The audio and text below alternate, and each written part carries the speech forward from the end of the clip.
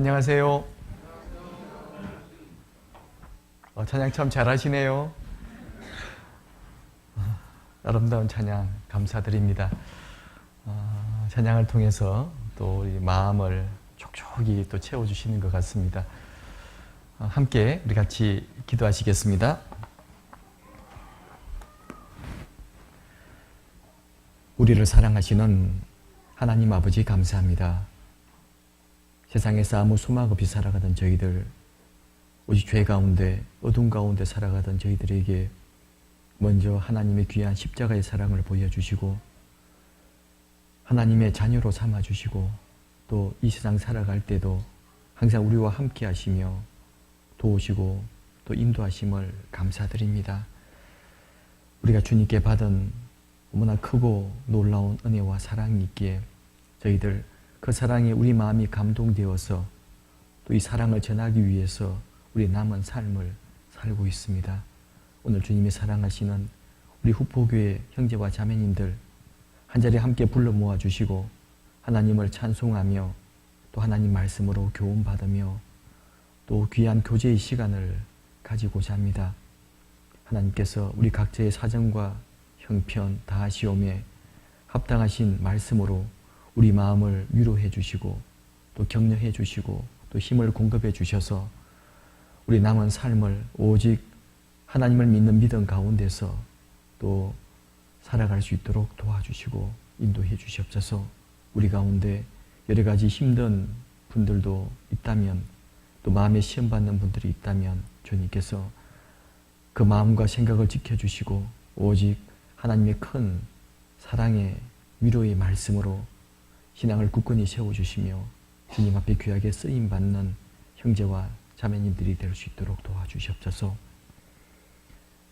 저 멀리 외국에서 복음에 수고하시는 많은 선교사와 함께 하시는 형제와 자매님들이 계십니다. 하나님께서 특별히 위험한 지역에서 어려운 지역에서 복음에 수고하시는 선교사님들과 함께 하시는 분들에게 더욱더 힘과 또 능력을 더해 주셔서 하나님이 공급하시는 힘과 지혜와 또 말씀으로 힘있게 복음을 전하며 또 주님만을 의지하며 담대히 살아갈 수 있도록 주님 도와주시옵소서.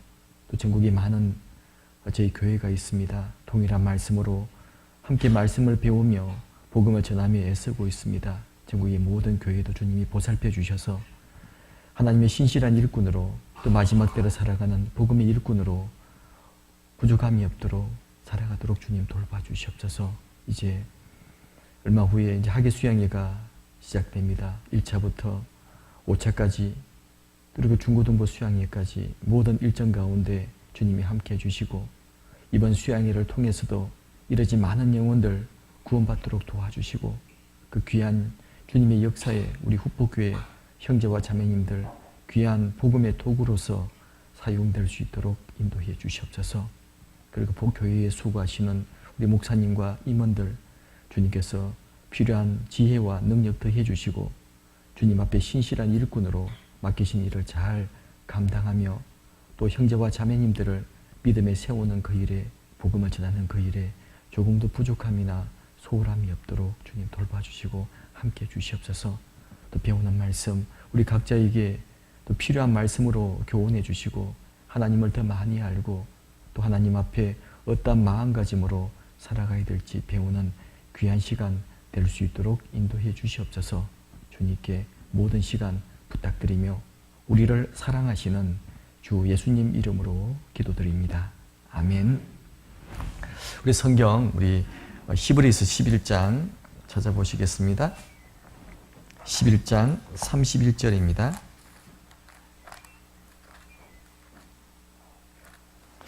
히브리서 11장 31절 366페이지입니다. 신약성경 366페이지 히브리서 11장 31절 한 절 제가 읽어드리겠습니다.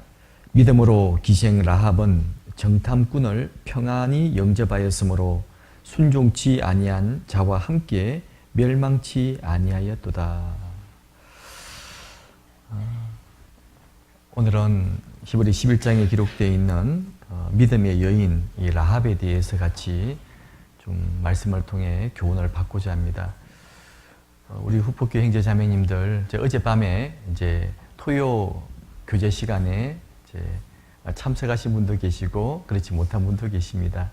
어제 제가 와서 함께 이제 형제 자매님들 간증도 듣고 또 인사한 시간을 가져서 또 인사를 해야 되나 말아야 되나 이제 좀 갈등이 되긴 하는데 제가 인사를 좀 드리겠습니다. 저는 서울 동대문 교회에서 교제하고 있는 남기련 형제입니다. 후포교회는 예전에 교회당에 있을 때 한 10몇 년 전에 그때 와서 교제했고 또 10년 훨씬 지난 것 같아요. 또 이렇게 또 함께 와서 함께 형제 자매들과 함께 또 교제할 수 있는 시간을 주심을 감사드립니다. 저는 대전교회에서 구원을 받고 이제 광주 남부교회에서 또 9년간 또 목회하다가 이제 재작년에 서울에 올라와서 지금 1년 7개월째 서울 동대문교회에서 교제를 하고 있습니다. 고향은 경상도고요. 경상도에서 태어나서 충청도에서 20년 동안 살다가 또 광주에서 9년, 또 서울 가서 또 2년째 이렇게 살면서 대한민국의 이제 경상도, 충청도, 전라도, 서울까지 다니면서 그 지역에 맞는 형제 자매님들의 그런 마음도 또 배우고 또 복음을 전하고자 하는 그런 이제 과정도 함께 보면서 많은 것을 보고 배우고 있습니다. 후포교회는 워낙 이름난 교회입니다. 여러분 잘 모르실지 몰라도요. 후포교회 그러면 전국에 모르는 분들이 없어요. 방송에 나와서가 아니고요. 후포리 방송에 나오잖아요. 그것 때문이 아니고 후포교회는 이제 다녀오신 분들이 다 좋은 그런 이미지를 가지고 있어요. 어려운 가운데 또 예전에 면 소재지였잖아요. 처음 교회가 생겼기 때문에 다들 놀라워했습니다. 야, 경상도에서 면 소재지에서 교회가 생겨서 다들 이제 궁금해했고요. 또 와서 보니까 복음에서 정말 열심히 사는 모습을 보면서 다들 감동을 받고 돌아갔습니다. 그래서 후포교회 그러면 그 후포 멀리 있는 교회죠. 열심히 사는 교회죠. 이렇게 이제 알고 있고 또 2년 전에 이렇게 좀 멋진 교회당을 준비하시느라고 또 많은 수고하신 것도 들어서 알고 있습니다. 그래서 전국의 모든 교회가 하나의 교회고 또 해외에도 많은 교회가 있지 않습니까? 하나의 교회입니다. 그래서 서로 알고 서로 기도해주는 그런 형제와 자매들이기 때문에 여러분들은 잘 몰라도 전국의 모든 교회들은 후포교회를 알고 있고 또 지금은 이제 그 인터넷이 잘 돼 있어 가지고 수첩을 딱 열어보면 다 나옵니다. 후포교 임원들이 누군지 전화번호가 몇 번인지 다 나오기 때문에요. 서로 얼굴을 보면 알고 또 수양이라는 곳이 또 수양이면 또 만나지 않습니까? 또 수양의 장소에서 만나서 또 교제도 하고 해서 서로 잘 알고 또 이제 기도하는 그런 우리 사이이기 때문에요. 낯설진 않고 또 와서 기쁘게 교제할 수 있는 것 같습니다. 자, 인사 이것으로 짧게 끝내고요. 이게 이제 본문 내용을 잠깐 좀 살펴보고자 합니다. 히브리 11장은 믿음장입니다. 믿음장인데 유일하게 여자 유일은 아니죠. 특별하게 두 여자분 이름이 기록이 되어 있습니다. 바로 아브라함의 아내인 사라 그리고 본문의 내용인 바로 기생 라합입니다. 근데 기생 라합인데 이제 믿음의 여인으로 불리게 됩니다. 원래 이제 그 라합은 그 이스라엘 민족이 출애굽에 나오죠. 그리고 40년이라는 긴 시간 동안 그 광야에서 생활을 합니다. 그리고 훈련 받은 다음에 드디어 이제 요단강을 건너서 약속하신 그 가나안 땅에 들어서게 되죠. 그때 가나안 땅에 들어서서 제일 먼저 만나는 성이 바로 여리고 성입니다. 여리고 지역인데 그 여리고 성에서 장사하는 한 여인입니다. 직업이 성경은 기생으로 나와 있어요. 참 성경은 좀 빼면 좋겠는데 그 위대한 여인 직업이 기생이었다. 자, 그래서 제가 사전을 찾아봤어요. 다른 원어를 찾아봤습니다. 거기 다른 직업은 아닐까. 하필 직업 중에 기생이란 직업이 좋은 직업은 아니잖아요. 그래서 히브리 원어 또 헬라 원어를 보니까 기생이 맞아요. 그래서 그래서 기생이라고 했구나 했는데 사실은 뭐 좋은 직업은 아닙니다. 그렇지만 이 기생 라합은 그 하나님을 믿는 믿음이 대단한 여인이었습니다. 그래서 자기만 구원받은 것이 아니라 자기와 자기 온 가족이 구원받은 아주 특별한 그런 여인입니다. 우리가 수양회를 앞두고 있지 않습니까? 수양회를 앞두고 있습니다. 저희도 수양회가 되면 가족을 전도하기 위해서 애를 씁니다. 저도 물론 수양회 때 구원을 받았습니다. 그래도 매년 수양회 때마다 많은 분들이 구원을 받는데 주로 수양회 때에는 주로 가족들이 많이 구원을 받잖아요. 많이 구원받기 때문에 이 기생 라합을 조금 같이 공부해 본다면 우리가 수양회 때 가족을 어떻게 전도해야 될지 좀 배울 수 있는 시간이 되리라고 생각이 듭니다. 그래서 이 기생 라합은 자기만이 아니라 온 가족을 구원했던 그런 믿음의 여인으로 기록이 되어 있습니다. 그리고 또 이 기생 라합은 구원받은 이후에 이제 기생으로 남은 삶을 산 것이 아니죠. 완전 직업을 바꿨습니다. 이제 직업을 때려치우고요. 아주 경건한 그 유다 지파에 속한 그 살몬이라는 사람과 결혼을 하게 됩니다. 그리고 낳은 자식 이름이 바로 보아스라는 아들을 낳게 돼요. 이 보아스 성경에 기록된 사람입니다. 바로 이방인의 룻기에 나와 있는 룻과 결혼했던 사람 보아스입니다. 그리고 보아스와 결혼해서 보아스는 또 룻과 결혼해서 나중에 그 메시아의 족보에 등장하지 않습니까? 그러니까 기생 라합은 바로 메시아의 족보에 이름이 기록이 되는 그런 영광까지 얻게 되었습니다. 직업은 천한 기생이라는 직업을 가지고 있었지만 그 하나님을 믿는 믿음이 있었고 또 자기 가족을 구원하고자 하는 그런 간절한 마음이 있었습니다. 가족을 구원했죠. 그리고 이제 기생 직업을 그만두고 경건한 사람과 결혼하게 되고 또 경건한 자녀를 낳았습니다. 또 그 자녀가 나중에 메시아 족보 이름에 기록이 되는 그런 위대한 여인으로 믿음의 여인으로 마지막에 참 좋게 기록이 되어 있어요. 그래서 원래 히브리 11장 믿음장은 마지막에 좋은 사람만 기록이 되어 있습니다. 시작은 좋았던 사람들이 많이 있죠. 근데 중간에 탈락되거나 또 결과가 안 좋은 사람들 이름은 이 히브리 11장 기록이 안 되어 있습니다. 히브리 11장은 마지막에 좋은 사람, 때로 시작은 조금 안 좋고 또 중간 과정은 조금 안 좋을지라도 마지막에 좋은 사람은 히브리 11장에 기록이 되어 있어요. 대표가 바로 삼손이라는 사람도 있죠. 삼손. 나실린으로 태어났지만 중간 과정은 안 좋았습니다. 이방 여인 그 들릴라를 좋아하고 연애하는 바람에 마음이 뺏겨버렸죠. 결국 머리카락이 다 밀리는 바람에요. 힘을 잃어버리잖아요. 눈도 부피고 힘이 없으니까 이제 노줄에 묶여서 그 블레셋 사람에게 잡혀가가지고 그냥 짐승들이 돌리는 그 연자맷돌을 돌려야 되는 비참한 신세로 바뀌어버렸습니다. 힘도 잃어버렸죠. 이제 싸울 힘도 없고요. 눈도 뽑히니까 보이지도 않지 않습니까? 비참한 신세가 돼버렸지만 마지막에는 다시 머리카락이 자라고 마지막에는 내가 죽음으로써 원수를 갚아야 되겠다. 죽기를 각오하고 블레셋 사람이 모인 곳에 가서 큰 기둥 2개를 잡고요. 나는 이 원수와 함께 죽기를 원합니다. 하면서 이제 죽잖아요. 비장한 최후를 맞이하죠. 그래서 하나님의 원수를 갚아주는 마지막 죽음으로써 멋지게 마무리했기 때문에 좀 과정은 안 좋았지만 마지막이 좋았기 때문에 이 삼손이라는 이름도 이 히브리 11장에 기록이 되어 있습니다. 그러니까 이 믿음장은 바로 마지막이 좋은 사람. 자, 우리 신앙도 마찬가지라는 생각이 듭니다.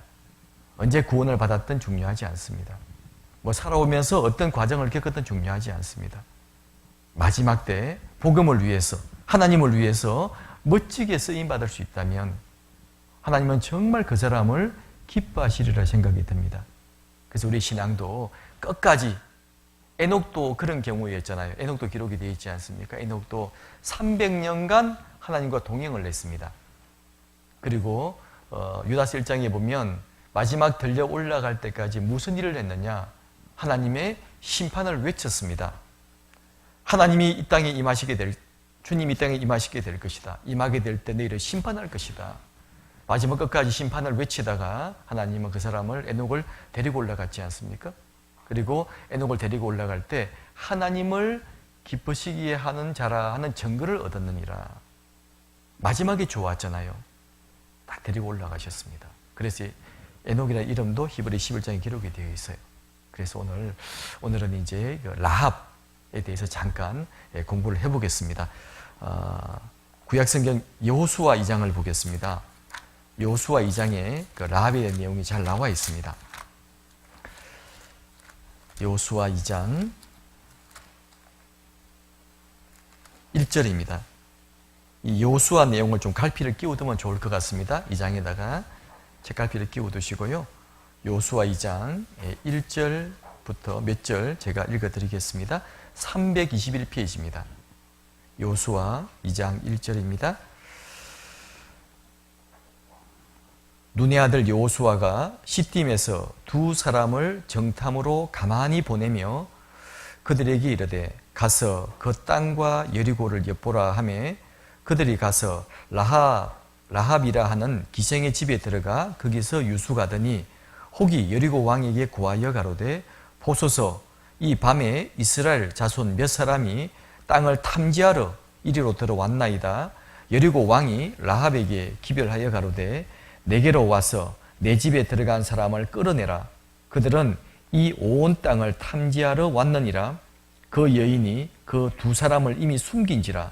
가로되 과연 그 사람들이 내게 왔었으나 그들이 어디로서인지 나는 알지 못하였고 그 사람들이 어두워 성문을 닫을 때쯤 되어 나갔으니 어디로 갔는지 알지 못하되 급히 따라가라. 그리하면 그들에게 미치리라 하였으나 실상은 그가 이미 그들을 이끌고 지붕에 올라가서 그 지붕에 버려놓은 삼대에 숨겼더라. 그 사람들은 요단길로 나루터까지 따라갔고 그 따르는 자들이 나가자 곧 성문을 닫았더라. 이제 이 내용처럼 여호수아가 이제 여리고 성을 정복하기 전에 먼저 정탐 두 사람을 보내죠.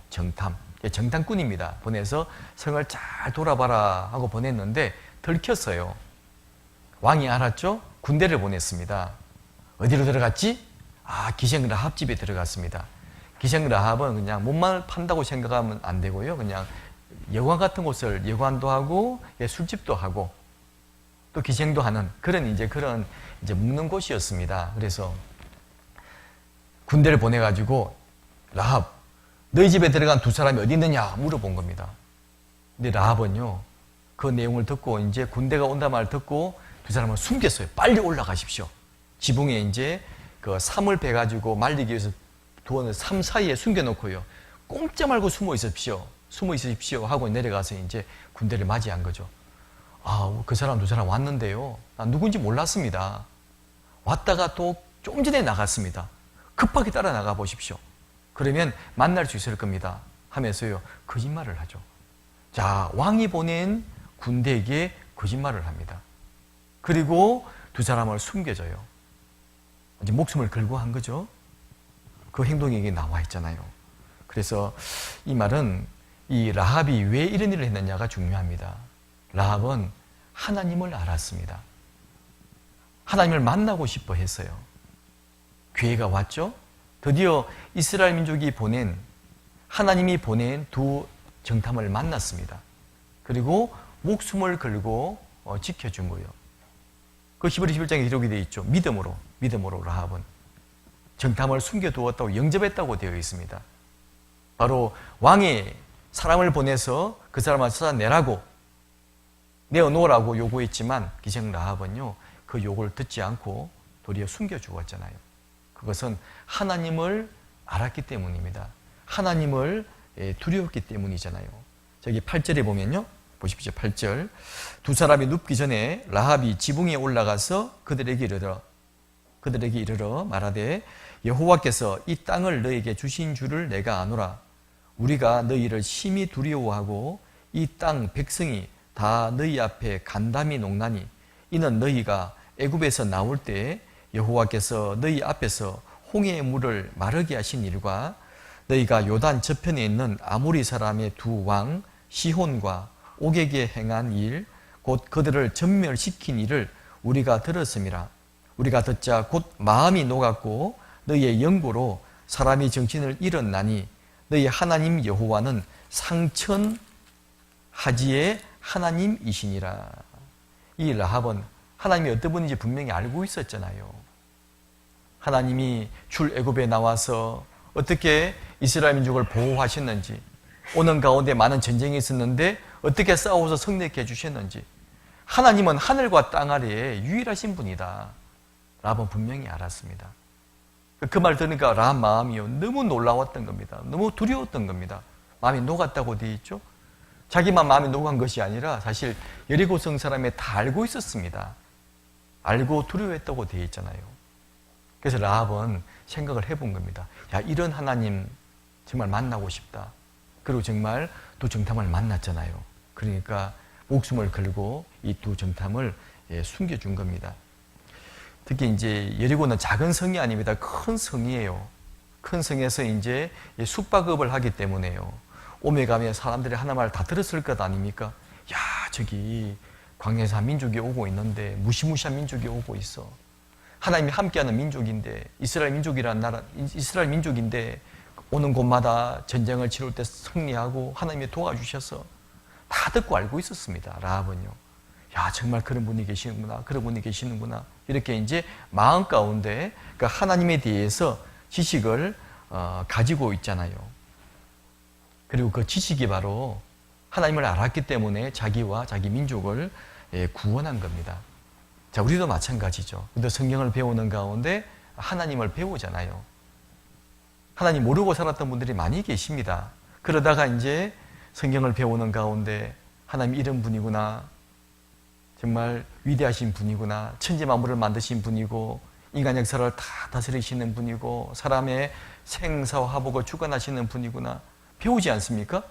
배우고 우리는 드디어 이제 하나님을 알고 구원을 받았습니다. 그런데 이제 어떤 분은 구원받은 것은 감사한데 그것만 알고 계신 분들도 좀 계셔요. 우리가 왜 주일날 성경을 배웁니까? 왜 수요일날 성경을 배웁니까? 왜 모임 때마다 성경을 배웁니까? 바로 하나님을 더 많이 알기 위해서입니다. 더 정확히 알기 위해서예요.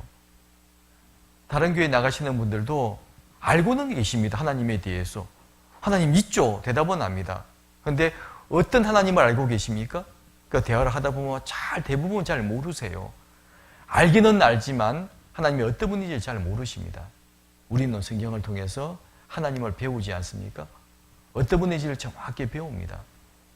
지식이 점점 쌓이잖아요. 그러니까 하나님을 더 우리가 의지할 수 있고 신뢰할 수 있는 겁니다. 하나님께서도 너희가 나를 위해서 제사 드리기보다 나를 알기를 더 원한다고 말씀하십니다. 호세아 3장 6장에도 이 백성이 지식이 없으므로 망하는도다. 하나는 제사와 예물을 원치 않는다. 나를 알기를 원하신다고 말씀하고 계시죠. 그래서 하나님이 우리를 왜 구원하셨는지, 나에게 어떤 계획을 세우고 계시는지 우리는 충분히 또 분명히 알아야 될 겁니다. 자, 라합은 하나님을 알았기 때문에요. 분명히 알았기 때문에 자신의 모든 걸 다 걸었잖아요. 목숨을 걸었습니다. 만일요, 거짓말하게 들통나봐요. 바로 죽습니다. 온 일가족이 멸망할지도 몰라요. 하지만 이 라합은 하나님을 알았고 정확히 알았기 때문에 자기의 목숨을 걸었습니다. 전부를 다 걸었잖아요. 자, 그것처럼 우리도 마찬가지입니다. 우리도 정말 확실한 믿음이 있으면 우리 인생을 걸 수 있습니다. 구원받은 것으로만 감사할 것이 아니라 나와 함께 하시는 하나님, 나를 도우시는 하나님, 우리 그것을 분명하게 더 성경을 통해서 더 많이 아셔야 될 겁니다. 그래야 주님을 위해서 살 수 있겠죠. 그리고 정말 안다고 한다면요, 또 행함으로 나와야 될 겁니다. 본문의 내용처럼 믿음으로 기생 라합은 정탐들을 평안히 영접했잖아요. 정말 믿음이 있었기 때문에 무엇이 나왔습니까? 행함이 나온 겁니다. 믿음이 분명치 않으면 행함으로 나올 수 없겠죠. 야고보서 2장을 보겠습니다. 야고보서 요소한 갈피 끼워 두시고요. 야고보서 2장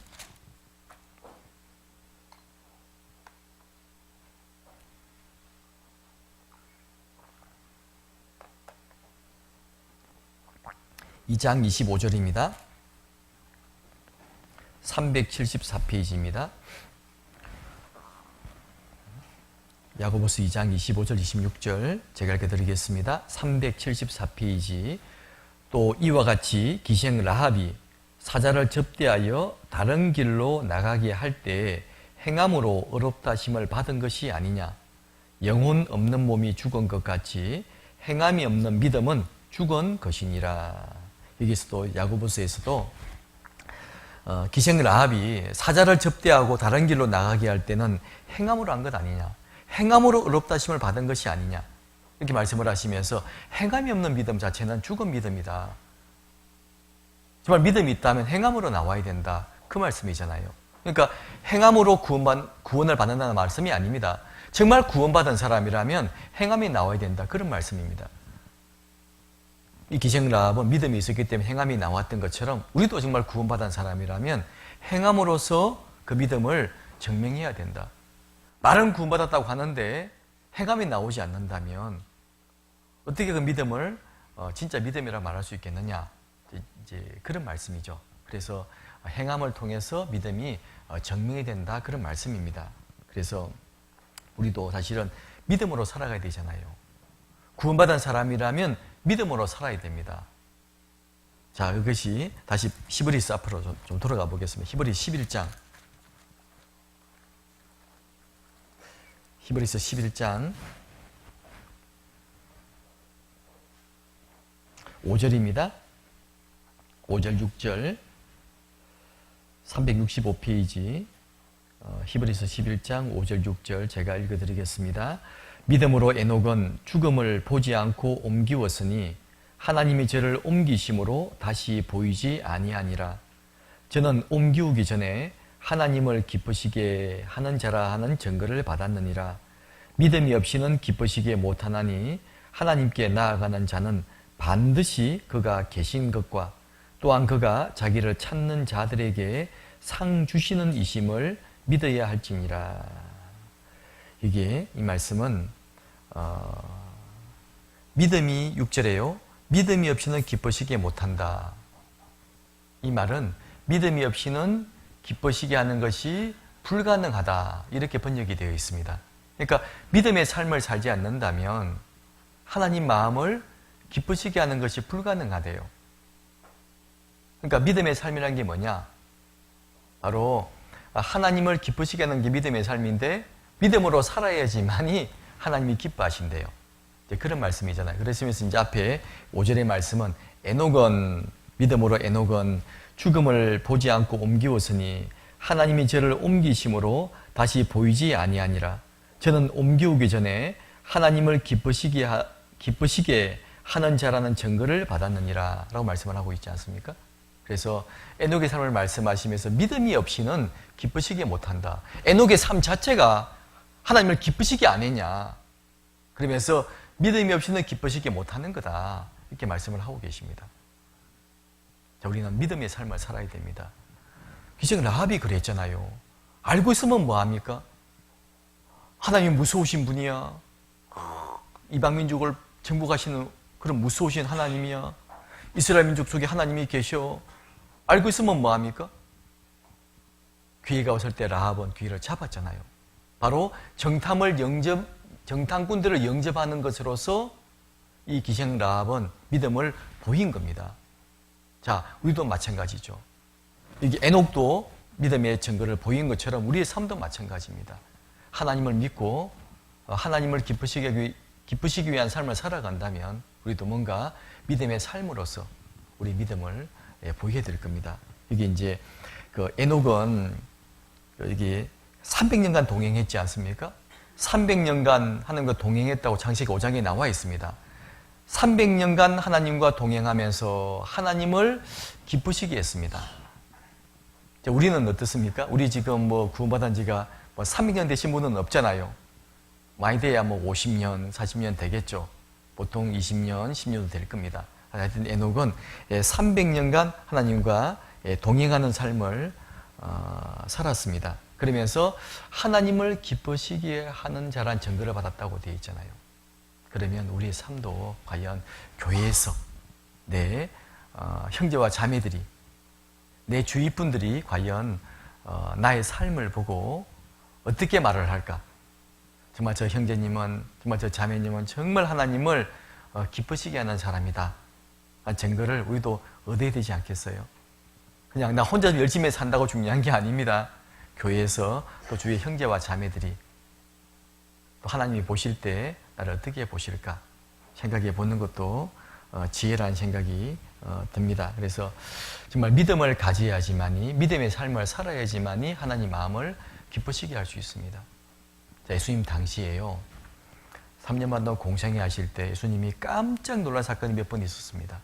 바로 사람들이 믿음을 보시고 야, 정말 너 대단하다 이렇게 칭찬하신 몇 사람들이 있거든요. 누군지 아십니까?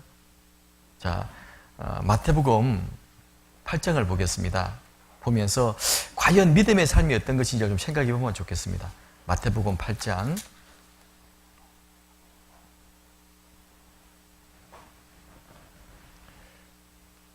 5절입니다. 11페이지 마태복음 8장 5절. 예수께서 가버나움에 들어가시니 한 백부장이 나와 간구하여 가로되 주여 내 하인이 중풍병으로 집에 누워 몹시 괴로워하나이다. 가라사대 내가 가서 고쳐주리라. 백부장이 대답하여 가로되 주여 내 집에 들어오심을 나는 감당치 못하겠사오니 다만 말씀으로만 하옵소서. 그러면 내 하인이 낫게 삼나이다. 나도 남의 수하에 있는 사람이요 내 아래도 군사가 있으니 이들어 가라 하면 가고 저들어 오라 하면 오고 내 종들어 이것을 하라 하면 하나이다. 10절 같이 읽어보시겠습니다. 예수께서 들으시고 기이 여겨 좇는 자들에게 이르시되 내가 진실로 너희에게 이르노니 이스라엘 중 아무에게도 이만한 믿음을 만나보지 못하였노라. 됐습니다. 여기 한 백부장이 주님께 나왔습니다. 예수님 간구했다고 되어 있죠. 내 하인이 중풍병에 걸렸습니다. 너무 괴로워합니다. 하인 좀 낫게 해주십시오. 예수님이 그래 같이 가자 그랬습니다. 근데 이 백부장이요, 주님 같이 오실 필요 없습니다. 가실 필요 없습니다. 나도 내 수하에 100명의 사람들이 있습니다. 자, 백부장이란 말은 밑에 군인인데요, 밑에 100명의 부하를 거느리는 사람을 백부장이라고 그러죠. 자, 천부장이라 그러면 1000명의 부하를 거느리는 천부장입니다. 이 백부장이 하는 말이요, 주님 내 밑에 100명의 수하들이 있습니다. 내가 그 부하들한테 이거 해 저거 해 이리 와 그러면 내 말 듣습니다. 이리 오라면 이리 오고 저리 가라면 저리 가고 내 말을 듣습니다. 자, 그것처럼 그냥 주님도 말씀만 하십시오. 병이 나으라고 말씀만 하십시오. 그러면 내 하인이 낫겠습니다. 좀 깜짝 놀랐잖아요. 야, 이런 믿음을 내가 본 적이 없다. 왜 칭찬하셨습니까? 자, 보세요. 어린 아이들은요, 엄마나 아버지를 볼 때 어떻게 보는 줄 아십니까? 거의 신적인 존재로 본답니다. 우리 아버지는 뭐든지 할 수 있어. 애들은 그런답니다. 엄마를 대할 때, 아버지를 대할 때요, 모든 걸 다 가능한 분으로 보잖아요.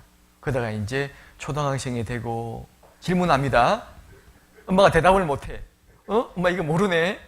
중학교 고등학생이 됐어요. 에이, 엄마 아무것도 몰라. 우리 아빠 잘 몰라. 근데 이제 어린아이들은 안 그렇잖아요. 무조건 엄마 아빠 말이라면요, 그에 그냥 순종합니다. 막 존경하잖아요. 막 떼놓고 하려면 엄마! 막 따라오는 이유가 왜 그런 줄 아십니까? 전적으로 신뢰하기 때문입니다. 이 백부장 믿음이 그러하잖아요. 아니, 예수님 뭐 굳이 오시려고 그럽니까? 말씀만 하십시오. 그러면 내 하인이 낫겠습니다. 그 말 속에는요, 예수님을 전적으로 신뢰하는 믿음을 보인 거잖아요. 그 마음을 보신 겁니다. 내가 이만한 믿음을 본 적이 없다. 뭐 자기 종을 불쌍히 생각하는 믿음을 칭찬한 것이 아닙니다. 그거 말고요, 그걸 칭찬하신 것이 아니라 전적으로 예수님을 신뢰하는 그 믿음. 우리는 어떻습니까? 그렇게 전적으로 신뢰하고 계세요. 이걸 보면서요, 야, 진짜 나는 이렇게 하고 있는지 생각이 들었어요. 정말 주님을 전적으로 신뢰해야 될 건데. 하나님 우리를 사랑하십니다. 그러죠? 사랑하시고 우리에게 많은 계획을 가지고 계십니다.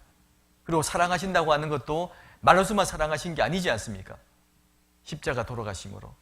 로마서 5장의 말씀처럼 우리가 죄인 되었을 때 우리를 위하여 죽으심으로 하나님께서 우리에게 대한 자기의 사랑을 확증하셨느니라. 우리를 얼마나 사랑하시는지 십자가로서 분명히 보여주셨습니다. 우리가 구원받았습니다. 천국에 갈 수 있습니다. 하나님이 나를 사랑하십니다. 이렇게 자신 있게 말할 수 있는 근거가 무엇입니까? 십자가잖아요. 우리에게 십자가 사랑이 없다면 나는 구원받았습니다. 그 말 못합니다. 난 천국에 갈 수 있습니다. 그 말 자신 있게 말 못해요. 하나님이 나를 사랑하십니다. 자신 있게 말할 수 없습니다. 하지만 십자가 사랑이 우리 마음에 부음바 되었잖아요. 사랑을 깨달았습니다. 하나님이 나를 얼마나 사랑하시는지 하나님이 십자가로 보여주셨어요. 그래서 우리는 그 믿음을 가지고 있지 않습니까? 하나님이 나를 너무너무 사랑하셔. 얼마나 사랑하시면 십자가 죽으실 만큼 나를 사랑하셔. 그 사랑은 그냥 믿음으로 생긴 것이 아닙니다. 로마서 5장 5절의 말씀처럼 소망이 부끄럽게 아니하면 하나님의 사랑이 우리 마음에 부음바 됨이니, 우리 말씀을 배우는 가운데 하나님의 사랑이 우리 마음에 부음바 되었습니다. 믿음이 생겨버렸잖아요. 내가 그렇게 잘 믿어볼게요. 그런 믿음이 아닙니다. 성경을 배우는 가운데 하나님이 나를 얼마나 사랑하시는지 그 사랑이 우리 마음에 부음바 되어버렸습니다. 우리 그 사랑의 힘으로 살아가고 있지 않습니까? 우리 그렇다면 우리 주님을요 신뢰할 수 있어야 되지 않습니까? 로마서 8장에 자기 아들을 아끼지 아니하시고 우리 모든 사람을 위하여 내어주시니가 어찌 그 아들과 함께 모든 좋은 것을 은사로 주지 아니하시겠느냐. 은사란 말은 은혜로운 선물을 말합니다. 하나님이 자기 아들을 아끼지 아니하시고 우리 위해 내어주셨는데 아들도 아끼지 아니했는데 다른 거 아끼시겠느냐 그 말이지 않습니까? 모든 좋은 것을 은사로 주지 아니하시겠느냐. 그리고 우리가 주님과 함께한 후사라고 말씀하십니다. 자녀이면 또한 후계자란 말이죠. 그리스도와 함께한 후사니 바로 예수님과 함께하는 공동 상속자라고 말씀을 하십니다. 우리가 그와 함께 영광을 받기 위해서 그와 함께 고난도 받아야 될 것이라. 우리의 위치를 설명해 주시면서요, 하나님의 자녀일 뿐만 아니라 바로 예수님과 함께 받은 공동 상속자다. 공동 후계자입니다. 대기업의 후계자. 얼마나 부러워요. 물론 그렇게 부럽진 않죠. 구원받은 사람들은. 까짓것 뭐 잠깐 부자 살면 뭐해. 죽으면 지옥인데. 생각하면요, 이게 부럽진 않지만 가끔 이제 돈이 너무 없을 때는요, 힘들 때는요, 우리 아버지가 좀 부자면 좋을 텐데. 그렇게 젊은 사람 취업하기가 힘들잖아요. 요즘 뭐 금수저, 은수저 따집니다. 보고 있으면요, 우리 아버지가 좀 대기업 회장이었으면 좋았을 텐데. 구원도 받고 돈도 많고 얼마나 좋겠어요. 그때 참 저 사람은 좋겠다. 아버지가 부자라서. 대기업 보면 가끔 부러운 마음도 생기잖아요. 솔직히 보면요, 힘들고 어려울 때 가끔이지만 생기기도 합니다. 근데 우리는요 어떻습니까? 그런 거 부러워할 필요가 전혀 없는 이유가 우리는 자녀이면 또한 후사라고 말씀하십니다. 그리스도와 함께한 후사니 주님과 함께한 하나님의 상속자입니다. 이렇게 딱 펴고 살아도 돼요. 그러지 않습니까? 하나님이 나를 죽도록 사랑하시고 그리고 우리를 자녀만 삼아주신 것도 아니라 공동 상속자로 삼아주셨습니다. 우리가 얼마나 위대한 사람들입니까? 그런 믿음을 가지고 살아야 되잖아요. 그래서 살아가면 때로는 힘들고 어려울 수도 있습니다. 그때 기죽지 마시고 당당히 살라 그 말입니다. 절대 기죽지 마세요. 당당히 살면 돼요. 이 백부장 보세요. 예수님 우리 집에 오실 필요 없어요. 말씀만 한마디 하십시오. 당장 내 하인이 병에 나을 겁니다. 여기 10절에 예수께서 들으시고 기이 여겨 좇는 자들에게 이르시되 내가 진실로 너에게 이르노니 이스라엘 중 아무에게도 이만한 믿음을 만나보지 못하였노라. 그러면서 13절 보십시오. 13절 같이 읽어보시겠습니다. 예수께서 백부장에게 이르시되 가라 내 믿은 대로 될지어다 하시니 그 시로 하인이 나으니라. 적각 나아버린 거 보세요. 그런 주님이 지금 우리와 함께 하십니다. 백부장은 주님 만나러 갔잖아요. 우리는 갈 필요 없지 않습니까? 어디 계세요? 우리와 함께 하십니다. 내 속에도 계시고 우리와도 함께 계시고 얼마나 좋아요. 우리 그런 믿음으로 살아가야 됩니다. 우리 예수님이 이런 분이잖아요. 말씀 한마디에 병 나은 거 보세요. 죽은 지 나흘 된 나사로 썩어서 냄새가 납니다. 돌문을 옮기라 그러니까 예수님 죽은 지 나흘 됐습니다. 썩어서 냄새가 납니다. 옮겨 놓으라니까? 예? 알았습니다. 옮겨 놨죠. 나사로야 나오너라! 죽은 지 나흘 된 사람이요. 썩어서 냄새를 풀풀 풍기던 사람. 여러분 이제 사람 돌아가시면 썩는 냄새 있잖아요. 저는 많이 맡아봤습니다. 시골에서 예전에 작년 치르면요. 그냥 집에다 모시고 이제 특히 더운 여름날 이제 막 모시고 메고 나가면요. 냄새 독하지 않습니까? 옮겨 놓으라. 그 나사로가 죽은 지 나흘 된 나사로가요. 살아서 나왔잖아요. 풀어놓아 다니게 하라. 그런 분이 우리 예수님이십니다. 파도가 막 치고 폐가 침몰하려고 그래요. 파도야 잠잠하라. 풍랑아 잠잠하라. 말씀 한마디에 파도가 잠재워졌습니다. 그분 예수님이잖아요. 지금 어디 계십니까? 우리와 함께 하십니다. 요한복음 14장, 15장, 16장에도 말씀하셨죠? 내가 아버지께로 가면 성령을 너에게 보내주실 것이다. 너희와 영원히 함께 하실 것이다. 마태복음 18장에도 두세 사람이 내 이름으로 모인 곳에는 나도 그들 중에 있느니라 말씀하시고, 마태복음 28장에도 볼지어다 세상 끝날까지 내가 너희와 항상 함께 있으리라 약속하셨습니다. 우리와 함께 하셔요. 그렇다면 우리 이 믿음을 보여줘야 되겠죠. 꼭 굳이 와서 오실 필요 없습니다. 말씀 한마디만 하십시오. 내 하나님 병이 나을 겁니다. 우리도 그런 믿음을 보여야 될 겁니다. 또 9장 한 장 넘기시면요. 9장 1절에 보시면 예수께서 배에 오르사 건너가 본 동네에 이르시니 침상에 누운 중풍병자를 사람들이 데리고 오거늘 예수께서 저희의 믿음을 보시고 중풍병자에게 이르시되 소자야 안심하라 내 죄의 사함을 받았느니라. 이 내용은 원래 마가복음 2장 내용을 설명하신 겁니다. 마가복음 2장은 자세하게 설명이 되어 있죠. 예수님이 마가복음 1장 내용은 예수님께서 가버나움에 다니면서 많은 이적을 보였습니다. 사람들이 깜짝 놀랐죠. 그리고 2장은 다시 가버나움에 돌아오셔가지고 한 집에 머무니까 예수님이 계신 소문이 들려가지고요. 온 그 집으로 사람이 빽빽이 막 몰려온 겁니다. 얼마나 많이 몰려왔던지 집안에 집안에 있는 사람들이 밖에 나갈 수도 없습니다. 서로 용신할 수 없을 만큼 꼼짝달싹 못할 만한 사람이 막 빽빽이 모여 있습니다. 자, 그곳에 어떤 사람들이요, 4명에게 한 중풍병자를 침상째 이렇게 메고 들고 온 겁니다. 예수님께 가기만 가면 이 사람 병이 나을 수 있어. 확실한 믿음을 가지고 왔는데 사람이 워낙 많아요. 들어가는 것은 고사하고 어떻게 갈 수도 없습니다. 빽빽이 사람이 모여 있으니까요. 용신할 수가 없으니까요. 돌아갔습니까? 보고요. 안 돌아갔습니다. 회의했죠. 어떻게 하면 좋겠느냐? 우리 지붕에 올라갑시다. 올라가서 뭐하게? 지붕 뜯어버립시다. 뜯고 달아내립시다. 오케이, 좋아요. 올라갑시다. 지붕을 뜯기 시작합니다. 밑에서 보면, 야, 너 지금 뭐하고 있어? 뭐해? 냅두시오. 지붕 뜯고 있어. 왜? 이 사람 살려야 돼요.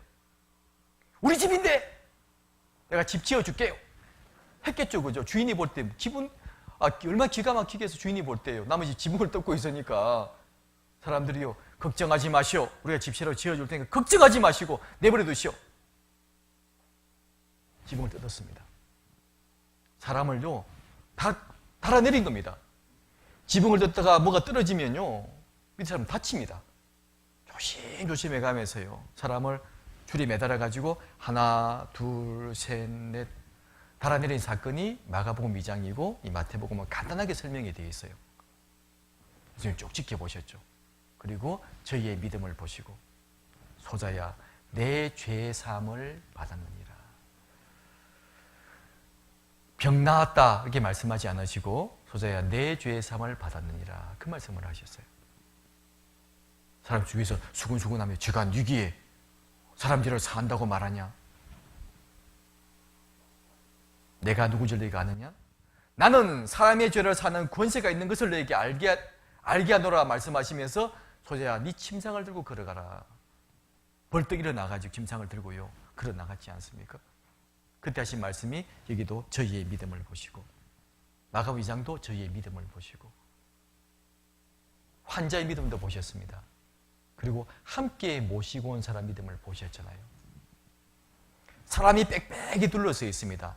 사람이 아무리 둘러서 있고 또 사람이 뭐라고 말하든지 간에 어떤 수고를 하든지 간에 이 사람을 살리겠다는 믿음이 있었지 않습니까? 오직 그 한 가지 믿음 때문에 주님께 나아간 거예요. 사람이란 장벽도 통과하고 지붕도 뜯고서 달아내린 그 속에는요 이 사람을 살리겠다는 저희의 믿음, 그 믿음을 보시고 그 믿음 속에 충분히 구원 얻을 믿음도 보신 겁니다. 그래서 소자야 네 죄의 사함을 받았느니라. 그리고 침상을 들고 걸어가라 말씀을 하신 겁니다. 얼마나 놀라운 믿음입니까? 보세요. 믿음은요 행동으로 나오는 겁니다. 이렇게요. 지붕에 올라가는 행동으로 나오는 것이요. 지붕을 뜨는 행동으로 나오는 거잖아요. 앞서 백부장은 정말 아이고 말씀만 하십시오. 행동으로 나왔고요. 이 사람들 또한 행동으로 나온 겁니다. 이렇게 믿음은요 행동으로 나와야 돼요. 주님 마음을 기쁘시게 해야 됩니다. 이런 믿음의 행동이 있잖아요. 사람이 막든지 뭐라고 하든지 간에 이 사람을 살려야 돼. 그 믿음이 바로 행동으로 나왔잖아요. 그래서 믿음이 없이는 기쁘시게 하는 게 불가능하다. 그래서 5절에 히브리 11장 5절에 에녹의 말씀을 하시면서 그 행동을 말씀하신 겁니다. 기쁘시게 하는 증거를 받았다. 기쁘시게 하는 증거를 받았다. 우리의 삶도 정말 교회에서 형제와 자매들이 내 주변에 계신 분들이 정말 저 사람은 정말 예수 믿는 사람이 맞아. 참 신실한 사람이네. 교회 가운데서도 칭찬받는 사람이 되어야 될 겁니다. 그것은 행동으로 옮겨야 되겠죠. 믿음이 있다면. 그래서 주님은 그런 사람을 기쁘게 하셨습니다. 자 보세요. 이 이스라엘 민족들이요 40년 광야길을 끝내고 요단을 들었을 때도 마찬가지였습니다. 요단 강물이 있습니다. 그 당시 여호수아 5장에 보면 그 당시에 모맥을 거두는 시기였다고 기록이 되어 있죠. 그러니까 보리와 밀을 거두는 시기입니다. 그때 요단 강물이 제일 물이 많이 흐를 때였답니다. 물이 언덕까지 넘칠 때였답니다. 물론 계속 위로 올라가면요 좀 길이 그늘만 장소도 있기는 해요. 근데 한참 가야 되고 또 많은 인구가 움직이기도 힘듭니다. 근데 하나님은 말씀하셨거든요. 자, 이 많은 사람이 요단강을 건너가기 위해서 한 가지 방법이 있다. 걱정하지 말고 법궤를 메고 법궤를 앞세우고 제사장들이 그 요단강물의 발을 담그라. 물이 뛰어들어가라. 그 말씀입니다. 그러니까 물이 멈춰 설 것이다 라고 말씀을 하셨어요. 믿음의 삶이죠. 보세요. 물이 언덕까지 물이 막 넘칩니다. 시퍼런 강물이 흐르고 있어요. 그 길을요 법궤를 메고 발을 딛고 들어서라는 겁니다. 뛰어들어가란 말이에요. 딱 뛰어들어가니까 어떻습니까? 우리도 쫙 물러갔잖아요. 흘러버리고. 항상 믿음은요 행함을 요구합니다. 정말 믿는다면 믿음을 가지고 행해보란 말씀이지 않습니까? 그게 주님을 기쁘시게 하는 그 믿음입니다. 예리고성 정부 갈 때도 마찬가지였죠. 조용히 성을 돌라고 말씀하셨습니다. 말하지 말고 6일 동안 조용히 성만 돌아라. 하루에 한 바퀴씩. 그리고 마지막 7일째는 7바퀴를 돌고 마지막 외치라 할 때 외치라. 만일요 말하라 그랬으면요 돌면서 그랬을 겁니다. 아이고 성 돈다고 성이 무너지겠어. 성이 난공불락의 성인데 안 될 거야. 왜 이렇게 하는지 몰라. 불평. 돌아갈까? 관둘까? 말하라고 했으면 별말 다 했을 겁니다. 말하지 말라고 그랬죠. 조용히 성만 돌아라. 말 없이. 그리고 마지막 날 외쳐라. 그것도 믿음이지 않습니까? 그러니까 믿음은 항상요 행함으로 나올 때 믿음은요 완전해지는 것입니다. 그래서 행하면 믿음은 죽은 믿음이라고 그랬잖아요. 우리가 아무리 많이 알고 있다고 해도 행함으로 옮기지 않는다면 그 믿음은 죽은 믿음일 겁니다. 어쨌든 이 기생 라합은요 행함으로 믿음을 증명했죠. 그리고 오늘 이제 본문 내용입니다. 무엇보다 라합은요, 기회를 잘 잡았습니다. 왜냐하면 이 정탐꾼이 와도요, 가버리면 안 되지 않습니까? 가기 전에 딱 붙잡았습니다. 숨겨두었죠? 다시 접어두었던 여호수아 2장을 보겠습니다. 2장 8절에 보면요, 여호수아 2장 8절입니다.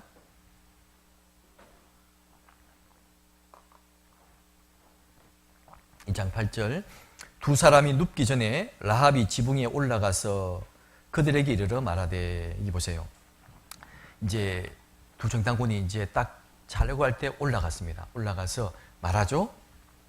기회를 잘 잡았습니다. 그리고 9절입니다. 여호와께서 이 땅을 너희에게 주신 줄을 내가 아노라. 우리가 너희를 심히 두려워하고 이 땅 백성이 다 너희 앞에 간담이 녹나니 이는 너희가 애굽에서 나올 때 여호와께서 너희 앞에서 홍해 물을 마르게 하신 일과 너희가 요단 저편에 있는 아모리 사람의 두 왕 시온과 옥에게 행한 일, 곧 그들을 전멸시킨 일을 우리가 들었습니다. 우리가 듣자 곧 정신이 녹았고 마음이 녹았고 너희의 영고로 사람의 정신이 일어나니 너희 하나님 여호와는 상천하지의 하나님이시니라. 이렇게 라합은 좀 말을 하죠. 나는 잘 알고 있습니다. 하나님이 얼마나 두려운지 내가 알고 있습니다. 난 정말 하나님을 만나고 싶었습니다. 그러면서 이제 이게 12절에 보시면요, 12절, 그러므로 청하노니 내가 너희를 선대하여 선즉 너희도 내 아버지의 집을 선대하여 나의 부모와 남녀 형제와 무릇 그들에게 있는 모든 자를 살려주어 우리 생명을 죽는 데서 건져내기로 이제 여호와로 맹세하고 내게 진실한 표를 내라. 이 말은요, 자기만이 아니라 이제 온 가족을 구원해 주십시오. 이제 기회를 잡은 거예요. 딱 살려주고 나서 바로 갔죠. 좀 살려주십시오. 하나님이 얼마나 무서운 분인 줄 내가 알고 있습니다. 나만이 아닙니다. 우리 민족이 다 알고 있습니다. 난 당신을 이렇게 선대했습니다. 목숨을 걸고 당신을 지켜주었습니다. 그러니까 나와 내 가족을 살려주십시오. 이렇게 간구하잖아요. 기회를 잘 잡았고, 그리고 자신만이 아니라 온 가족의 구원을 요청했습니다. 바로 기회가 왔을 때 기회를 안 놓친 거죠. 자, 노아 당시에는요, 기회를 놓친 사람이 얼마나 많습니까? 사실 노아가 방주를 만들면서요, 계속 의를 전파했다고 베드로후서 2장은 기록되어 있습니다. 방주만 그냥 만든 것이 아니에요. 방주를 만들면서 의를 전파했습니다. 그들은 기회를 다 놓쳐버렸죠. 방주가 완성될 때까지 방주에 오지 않았습니다. 방주가 완성되었습니다. 타지 않았습니다. 하나님의 문을 닫아버렸죠. 방주 문을요. 기회를 놓쳐버렸습니다. 기회를 못 잡았던 거죠. 노아가 외칠 때. 소돔 고모라가 멸망할 때도 기회가 왔었습니다. 천사가 와서 롯에게 말했죠. 네게 속한 자를 이끌어내라. 기회를 주었습니다. 그런데 이 롯이 그 말 듣자 바로 두 딸과 정혼한 사이를 만나러 갔습니다. 두 사이 이리 빨리 와. 하나님 이 땅을 불로 심판하시네. 빨리 도망가야 되네. 근데 그 두 사이들은 창세기 기록 내용처럼 이 롯의 말을 농담으로 여겼더라. 노아 시대에 많은 사람들은 노아의 심판의 말을 농담으로 생각했을 겁니다. 베드로후서 3장은 기롱했다고 되어 있죠. 도리어 조롱했을 겁니다. 무슨 비가 온다 그래. 비가 와도 그렇지. 이 땅을 다 물로 심판한다고? 하나님의 심판의 경고의 말을 그들은 농담으로 생각했고 방주에 타지 않았습니다. 소돔 고모라가 멸망할 때도 그 시대 사람들은요, 안 믿었잖아요. 두 사이도 안 믿었습니다. 농담으로 생각했습니다. 탈출이 나오지 않았잖아요. 기회가 왔지만 기회를 잡지 못했습니다. 하지만 기생 라합은요, 기회를 잘 잡았습니다. 기회를 잡고 자기와 온 가족을 다 구원했잖아요. 여리고성에 있던 소경도요, 기회를 잡았습니다. 주님 만날 기회를 잡았잖아요. 기회를 잘 잡아야 됩니다. 기회를요. 자, 우리도 마찬가지입니다. 전도할 기회를 잘 잡아야 돼요. 왜 교회당을 잘 준비했습니까? 바로 우리 가족을 전도하기 위해서, 내 주변의 사람들을 전도하기 위해서 교회당을 준비했잖아요. 항상 교회가 있는 것이 아닙니다. 전도 집회를 합니다. 항상 있는 것이 아닙니다. 학예 수양회 원래 슬로건이 그거라면서요. 마지막 기회라면서요. 마지막 기회를 잡자는 것이 올 그 슬로건이라면서요. 그렇죠. 올 수양회가 마지막 수양회 될지도 모릅니다. 내 가족을 살릴 수 있는 마지막 기회, 내가 정말 전도할 수 있는 마지막 기회, 내 남편과 내 아내와 내 자식들을, 내 부모님을 전도할 수 있는 마지막 기회일지도 모릅니다. 이 기생 라합이요, 이 사람 놓치면 이제 끝납니다. 목숨을 걸고 기회를 잡았잖아요. 자기와 자기 가족의 구원을 부탁했습니다. 우리에게 전도인이 아직 이게 후포교회 목사님 계시지 않습니까? 기회를 잡으세요. 부탁하세요. 사람의 생명이 무한하지는 않잖아요. 갑자기 사고를 당할 수도 있습니다. 올해가 마지막이 될 분도 주위에 얼마나 많이 있습니까? 기회를 잡아야 돼요. 이 기생 라합은 기회를 잘 잡았습니다. 그래서 여리고성에 많은 사람이 있었지만 오직 라합과 그 가족만 구원받은 거 보세요. 기회를 잘 잡았습니다. 자, 라합은 하나님을 알았습니다. 하나님이 얼마나 두려운 분인 줄 알았죠.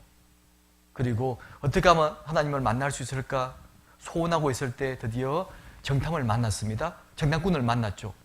목숨을 걸고 보호해 주었습니다. 그리고 부탁했습니다. 기회를 잡았잖아요. 우리는 성경을 배웁니다. 우리는 라합보다 훨씬 더 많은 우리 지식을 가지고 있잖아요. 하나님에 대해서 알고 있습니다. 성경을 통째로 가지고 있잖아요. 약속하신 수많은 말씀을 배워서 알고 있습니다. 오늘 배운 내용도 마찬가지죠. 주님께 나아가서 매달리면 된다. 붙들면 된다. 특히 마태복음 15장에 가나안 여인이 등장하지 않습니까? 가나안 여인. 이 가나안 지역에 있는 이방 여인입니다. 딸이 흉악게 귀신 들렸어요. 나을 수가 없는 겁니다. 어떤 방법을 써도 귀신이 나가지 않습니다. 예수님은 소문을 들었습니다. 야, 저 이스라엘 땅에 예수님이라는 분이 계시는데 그분은 바로 약속하신 메시아인데 그분에게만 가면 어떤 병도 어떤 귀신도 다 도망간다고 하네. 소문을 들었습니다. 달려갔잖아요. 외쳤습니다. 다윗의 아들이여, 다윗의 자손이여, 나를 불쌍히 생각해 주십시오. 내 딸의 흉악게 귀신 들렸나이다. 근데 예수님은요, 본체만 체합니다. 이렇게 말씀하시죠. 이방 여인 아니냐? 나는 자녀의 떡을 가지고 어떻게 이방인에게 주냐? 걔한테 못 준다. 그러니까 여인이 그 말 들었습니다. 달려왔죠. 엎드렸습니다. 예, 당신이 보는 우리 이방인들은 개돼지 맞습니다. 저 개 맞습니다. 하지만 개도 주인의 밥상에 엎드려 있으면 주인이 먹던 부스러기 좀 얻어먹지 않습니까? 매달렸잖아요. 주님은 네 여자여 네 믿음이 크도다. 적시로 그 딸이 나으니라. 보세요. 기회를 잡아야 됩니다. 달려가야 됩니다. 마가복음 2장에 마태복음 9장에 나와 있던 이 중풍병이 살린 것도 마찬가지입니다. 기회가 와서는 기회를 잡아야죠.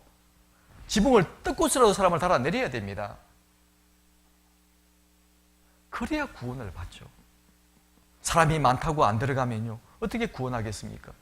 학예 수양에 너무 사람들이 많이 와 복잡해. 다 함께 전도하지 뭐. 그러면 안 됩니다. 모시고 가보세요. 상담을 시켜보세요. 구원받는 거 보세요. 저도 상담을 많이 하잖아요. 근데 누가 주로 구원받는 줄 아십니까? 무조건 매달립니다. 막. 어떤 분은 처음 오신 분들은 할머니, 할아버지들은요, 막 싫어해요. 막. 집에 가려고 그러십니다. 속아서 왔다고 막 화를 막 내시죠. 그러면 이제 상담 부탁을 합니다. 가서 막, 어르신 이리 와보세요. 딸이 왜 그랬겠습니까? 사위가 왜 그랬겠어요? 달려가면서 말씀을 듣게 합니다. 하루만 계시다 가시죠. 알았어요. 하루만 있다 갈게요. 그래서 좀 앉아보세요. 음료수 대접해드리면서 이제 쭉 말을 해줍니다. 여기 많은 분들이 왜 모인 줄 아십니까? 바로 하나님이 계시기 때문이고요. 죽음이 끝이 아니기 때문입니다. 정말 좋은 천국이 있는데 안 가고 싶으세요? 사는 게 고생인데 천국 가면 얼마나 좋겠습니까? 그러면 조금 기다려요. 듣다가 보면 그래요? 그런 게 있어요? 하루가 이틀 됩니다. 3일 됩니다. 자식이 안 놓치죠. 목사님 꼭 꼭 좀 구원시켜 주세요. 모시고 옵니다. 그러면 거절도 못해요. 알았어요. 힘은 들어도요. 불러 계속 상담하지 않습니까? 마지막 날 구원받고 돌아가시는 거 봅니다. 얼마나 좋은지 몰라요. 부모가 어떻게 하든지 말든지 간에 부모를 살려야 되겠다. 그 마음이 있으면요. 어떻게든 무릎을 꿇고서라도 빌어서라도요. 눈물로 호소해서라도 말씀을 듣게 하지 않습니까? 이 가난한 여인이 그랬다니까요. 무릎을 꿇고 엎드려서 외쳤습니다. 마가 2장에 나와 있는 이 중풍인자도 마찬가지입니다. 그 모시고 간 사람들이 얼마나 모두 수고, 희생 다 가고 다 했다니까요. 아, 그러니까 주님을 만나지 않습니까? 그러니까 구원받잖아요. 이 라합도 마찬가지였습니다. 기회가 와서 기회를 안 놓쳤습니다. 목숨을 걸고 정탐들을 살려두었고, 그리고 부탁하는 거 보세요. 나만이 아니고요, 우리 가족을 좀 다 살려주세요. 부탁했습니다. 결국 온 가족이 다 구원받았지 않습니까? 우리 거기서 교훈을 받아야 됩니다. 우리에게 교회가 있고 전도자가 있잖아요. 또 학예 수양회도 합니다. 뭐 다음이 하지 뭐. 그러면 가지면 안 됩니다. 사람이 아무리 많아도 지붕 위에 올라가 지붕을 뜯는 한이 있더라도요. 이번에 꼭 우리 부모님 모시고 갈 거예요. 남편, 아내 같이 갈 거예요. 꼭 구원받게 할 거예요. 그런 마음으로 모시고 가야 됩니다. 그리고 전도해야 돼요. 그래야 주님이 구원해 주십니다. 자, 보세요. 라합은 왕의 명령을 무수하지 않았잖아요. 왕이 명령했습니다. 왕이 군대를 보냈다니까요. 왕의 말이 너희 집에 들어간 그 사람을 내어 놓으라고 그랬습니다. 왕의 명령입니다. 그런데 기생 라합은요, 그거 무수하지 않았습니다. 숨겨주었지 않습니까? 바로 왕의 명령을 무수하지 않는 그런 마음. 우리도 사람을 무수하면 안 될 겁니다. 사람을 두려워하면 어떻게 전도할 수 있겠어요? 전도 못합니다. 디모데후서 1장을 보겠습니다.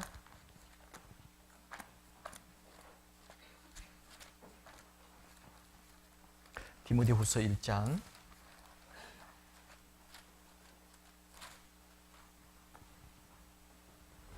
1장 7절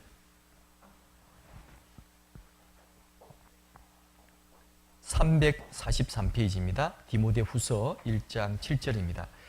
하나님이 우리에게 주신 것은 두려워하는 마음이 아니요 오직 능력과 사랑과 근신하는 마음이니. 8절 그러므로 내가 우리 주의 증거와 또는 주를 위하여 갇힌 자 된 나를 부끄러워 말고 오직 하나님의 능력을 좇아 복음과 함께 고난을 받으라. 자, 하나님이 우리에게 주신 것은 두려워하는 마음이 아니다. 두려워하는 마음.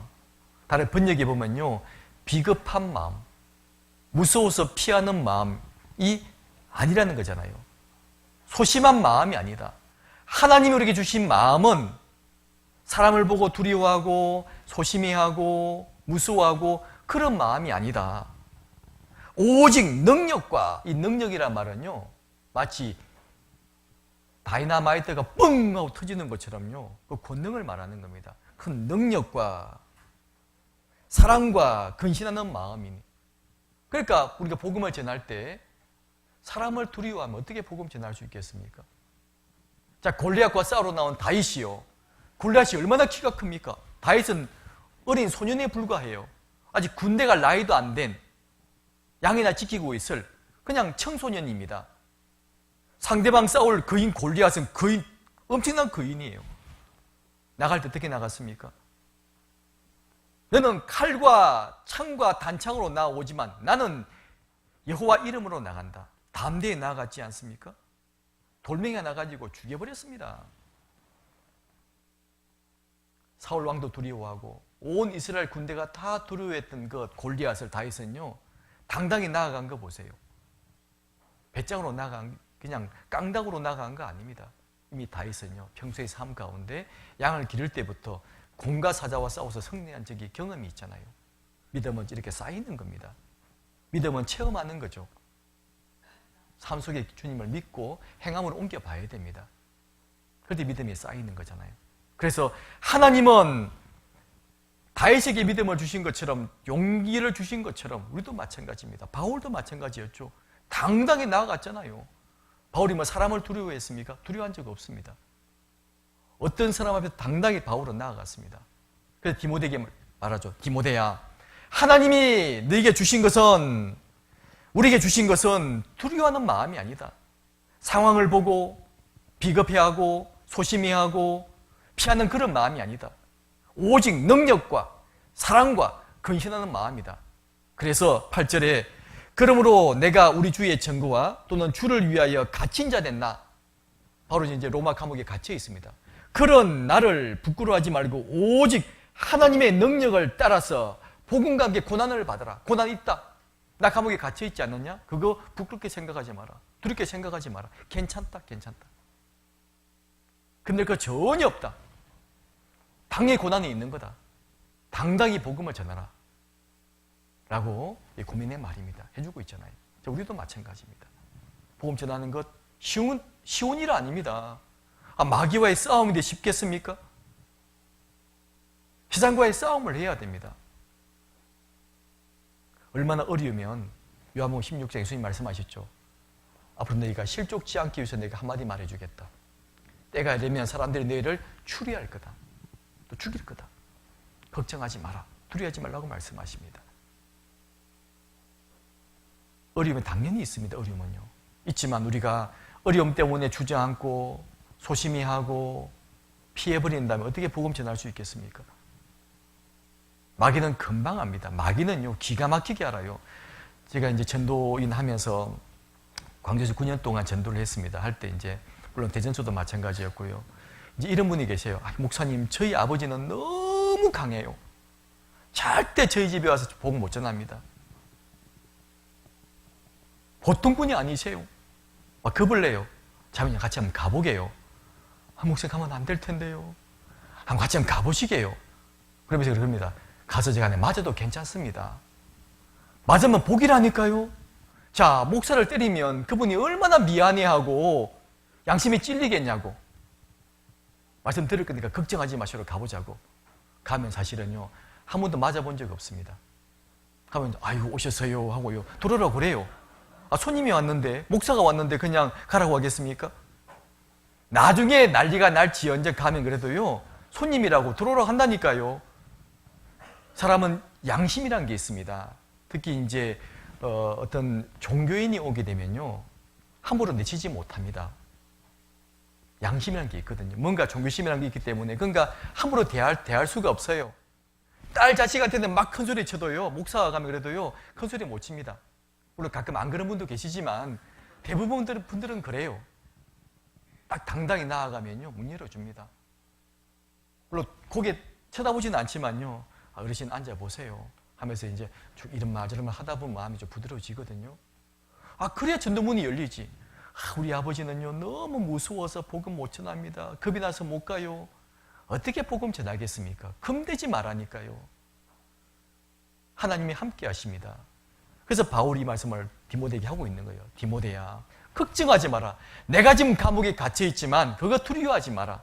부끄러워하지 마라. 당연히 복음과 함께 고난받는 건 당연한 거다. 복음은 고난과 함께 전해지는 거다. 어제 제가 그런 간증을 드렸어요. 광주분들 전도가 잘 되는데 마음이 좋아서 전도 잘 되는 것이 아닙니다. 제가 9년 동안 살아보니까요, 어떤 고난이 와도 당연한 거라 생각을 합니다. 남편이 핍박합니까? 당연한 거라 생각한다니까요. 우리 예수님이 당연히 고난받았는데, 믿음을 전한 모든 믿음의 선배들이 고난 가운데 복음을 전했는데, 당연히 복음 전하면 당연히 남편이 미워하고 부모가 미워하고 당연한 거 아닙니까? 그거 각오해야 됩니다. 각오하면 아무 문제가 안 돼요. 그러니까 뭐 당연하죠 생각하니까요, 핍박을 당해도 그냥 넘어가는 겁니다. 왜? 함께 다 그 가운데 복음에서 일어난 걸 경험을 했거든요. 저 남편도 5년 만에 7년 만에 그렇게 핍박하다가 구원받고, 저 어르신도 핍박하다가 구원받고, 저 여자분도 자매님도 핍박하다가 구원을 받고, 그 역사를 보니까요, 뭐 문제가 안 되는 겁니다. 고난을 두려워하면 절대 복음 못 전합니다. 소심하면 복음 못 전합니다. 사람을 두려워하면 올무에 걸린다고 말씀하셨죠. 사람 두려워하면 어떻게 복음 전하겠습니까? 그 영혼 지옥에 끌려가고 있습니다. 불쌍한 것만 쳐다봐야 돼요. 지금 저 영혼이 지옥으로 끌려가고 있는데 아무것도 없는 눈을 감고 지옥으로 한 걸음 한 걸음 가고 있는데 어떻게 이제 쳐다볼 수 있습니까? 붙잡아야 됩니다. 돌이키게 해야 되겠죠. 말씀을 듣게 해야 됩니다. 그래야 구원을 받지. 그냥 가만히 기도만 하고 구원 받습니까? 지붕을 뜯어야 되고요. 사람을 해치고 나아가야 되고. 어느 성의 초경은 고함 지르니까 조용히 해라! 그러니까 더 고함 질렀지 않습니까? 나를 불쌍히 생각해 주십시오! 더 고함 질렀다니까요. 주님이 불러오라고 그랬습니다. 뭘 원하느냐? 눈뜨기를 원합니다. 눈 떠라. 띄워주신 거예요. 그 마음 가운데 사람이 뭐라고 하든 우리는 영혼을 살리는 거지 않습니까? 우리 뭐 교회 나오게 하는 겁니까? 우리 그런 거 아니지 않습니까? 진짜 지옥이 있고 복음을 안 전하면 지옥 가기 때문에 우리 눈물을 흘리며 참고요. 복음 전하고 있지 않습니까? 근데 우리만 겪는 고난은 아니고요. 우리만 겪는 슬픔은 아닙니다. 믿음의 선배들도 하나같이 다 복음 전했지 않습니까? 눈물을 흘리며 씨를 뿌리러 나갈 때 기쁨을 거두는 거지 그냥 설렁설렁 복음 안 전해집니다. 죽기를 각오해야 됩니다. 그래야 마귀가 도망간다니까요. 마귀가 안 놓아줍니다. 마귀와의 싸움이잖아요. 영적인 싸움이 있습니다. 그래서 바울은요, 절대 고난 두려워하지 말라고 말씀하십니다. 이사야서 41장을 보겠습니다. 이사야 41장 10절입니다.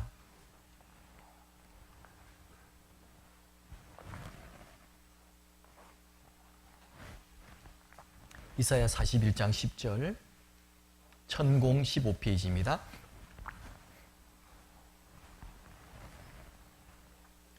같이 읽어보시겠습니다. 두려워 말라 내가 너와 함께 함이니라. 놀라지 말라 나는 내 하나님이 됨이니라. 내가 너를 굳세게 하리라. 참으로 너를 도와주리라. 참으로 나의 의로운 오른손으로 너를 붙들리라. 두려워 말라 놀라지 말라 말씀하시죠. 참으로 너를 도와주리라. 참으로 나의 의로운 오른손으로 너를 붙들리라. 바로 권능의 손으로 붙들어 주신다 말씀하시지 않습니까? 그 다니엘과 그 세 친구들 우리가 알고 있지 않습니까? 다니엘의 세 친구들은 우상에게 절하지 않는 그 제목으로 붙들려 가지고 풀무불에 들어갔습니다. 뜨거운 불 속에 던져 넣어버렸잖아요. 그때 한 유명한 말이 있습니다. 하나님이 날 지켜주실 겁니다.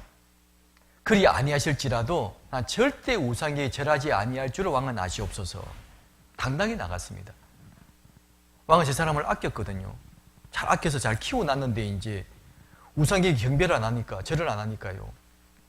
이제 막 송사가 들어왔지 않습니까? 왕의 저 새 충직한 새 사람의 저 신하들이 왕명을 어기고 절을 하지 않습니다. 왕이 만든 신상에 절하지 않습니다. 불러와라. 왕이 엄포를 놓죠? 당장 절해. 안 그러면 죽여버리겠다? 세 사람이 말합니다. 왕이요. 우리 그럴 수 없습니다. 하나님이 나를 지켜주실 겁니다. 그리 아니하실지라도 내가 죽을지라도 절대 왕이 만든 우상에게 절하지 아니할 줄은 왕은 아시옵소서. 얼마나 담대합니까? 집어 던져라. 불을 더 뜨겁게 만들어라. 평소보다 7배 불을 더 뜨겁게 만들었습니다. 그래서 이 세 사람을요 집어 넣으려고 하는데 같이 간 사람이 다 불타 죽어버렸어요. 얼마나 불이 뜨겁든지. 사드락 메삭 아벤노고 불이 들어갔습니다. 근데요 멀쩡하지 않습니까? 왕이 놀랬죠. 야, 세 사람 불이 안 던졌냐? 왜 4명이 움직이고 있냐? 사드락 메삭 아벤노는 나오느라.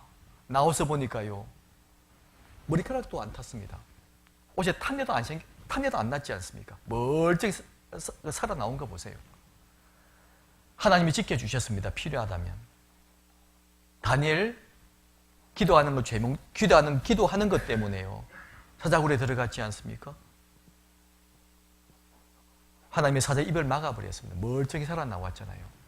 도리어 누명을 씌웠던 그 사람은 다 죽었습니다. 사자가 다 먹어버렸지 않습니까? 때로 주님은 살려주기도 하십니다. 하지만 때로는요, 초대교회처럼 또 때로는 순교를 허락하기도 하시지 않습니까? 제가 이전에 구원받고요, 우리 그 종교 역사를 공부하면서, 야, 어떻게 초대교회 믿음의 선배들은 그렇게 화형을 당해도, 맹수의 밥이 돼도 그렇게 웃으면서 기꺼이 죽을 수 있었을까? 참 궁금했습니다. 야, 믿음이 대단한가 보다. 근데 아무리 믿음이 좋아도 그렇지, 사자가 달려오면 얼마나 무섭겠어요. 사람은 산채로 못을 박아 죽입니다. 불태워 죽여요. 근데 한 번만, 나 예수 안 믿습니다, 한 번만 부인하면 될 텐데 그들은 부인하지 않고 죽음을 기꺼이 선택했잖아요. 왜 그랬을까? 나중에 성경을 배우는 가운데 알았습니다. 히브리 11장에 나와 있죠. 어떤 사람들은 더 좋은 부활을 얻고자 하여 악형을 받되 구차히 면하지 아니하였으며, 초대교회 믿음의 선배들은 그렇게 악형을 면하지 않았습니다. 무엇 때문에요? 더 좋은 부활을 얻고자 하여. 자, 그 당시에는 여러분 생각해 보십시오. 사도들이 있었습니다. 그렇죠? 사도가 누굽니까? 주님 만났던 사람이지 않습니까? 십자가 못 박혀 죽는 것도 목격했지만 부활한 주님을 만났습니다. 이야, 멋지게 부활하셨대. 그 비참하게 못 박혀 죽었던 예수님이 안식 후 다음날 부활해서 찾아오셨지 않습니까? 너에게 평강이 있을지어다 찾아왔잖아요. 깜짝 놀랐습니다. 야, 죽음이 끝이 아니네. 죽음 다음에 부활이 있네. 멋진 부활이 있네. 그러니 그 말을 직접 들었습니다. 주님을 직접 만난 분들도 얼마나 많습니까? 그러니까 죽음이 두렵지 않는 거예요. 내가 30분만 버티면 사자가 달려옵니다. 내가 30분만 버티면 주님 만날 수 있는데, 더 좋은 부활이 있는데, 몸에 불이 붙었습니다. 그래, 30분만 견디자. 그런 믿음이 있었다 그 말이죠. 더 좋은 부활을 얻고자 해요. 부활한 주님을 만났고, 그러니까 죽음이 두렵지 않는 겁니다. 그렇게 비참하게 죽었어도 멋지게 다시 부활하셨지 않습니까? 그러니까 죽음이 두렵지 않는 거잖아요. 그게 바로 믿음이다 그 말입니다. 그래서 이 담대함을 버리면 안 됩니다. 담대함을 잃어버리면요, 복음 못 전합니다. 사람을 두려워하면 복음 전할 수가 없습니다. 하나님을 의지하고 그리고 당당히 나아가면 마귀는 도망가게 되어 있습니다. 마귀를 대적하라, 그리하면 너희를 피하리라 그랬잖아요. 물론 그 앞에 하나님께 순복할지어다, 말씀에 순복하고 마귀를 대적하라, 그리하면 너희를 피하리라고 말씀하셨습니다. 그래서 담대함을 버리지 말고 당당히 나아가야 될 겁니다. 여기 이사야 51장을 한번 보시죠. 이사야 51장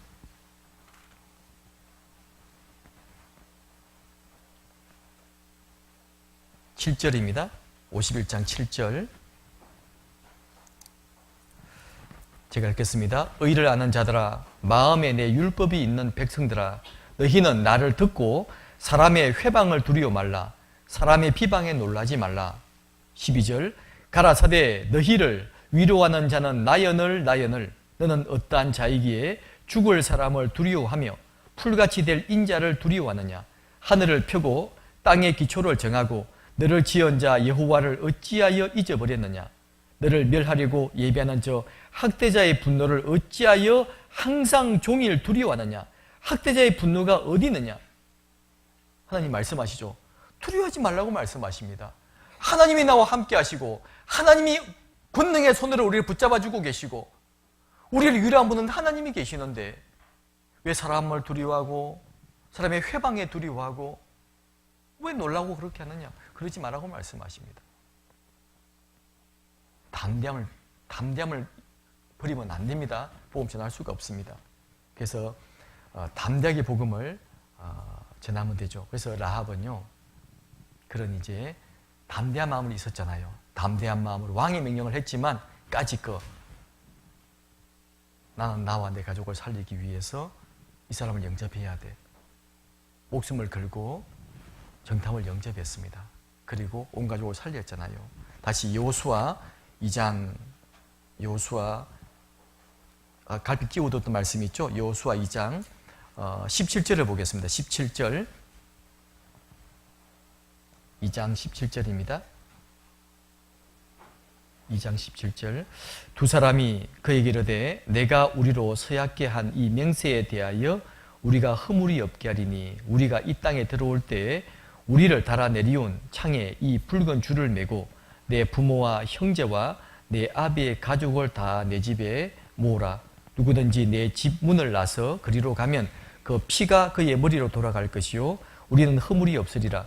그러나 누구든지 너와 함께 집에 있는 자에게 누가 손을 대면 그 피는 우리의 머리로 돌아오려니와 내가 우리의 이 일을 누설하면 내가 우리로 서약케 한 맹세에 대하여 우리에게 허물이 없으리라.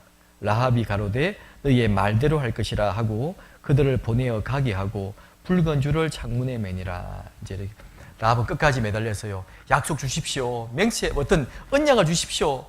표시가 주십시오. 요구했잖아요.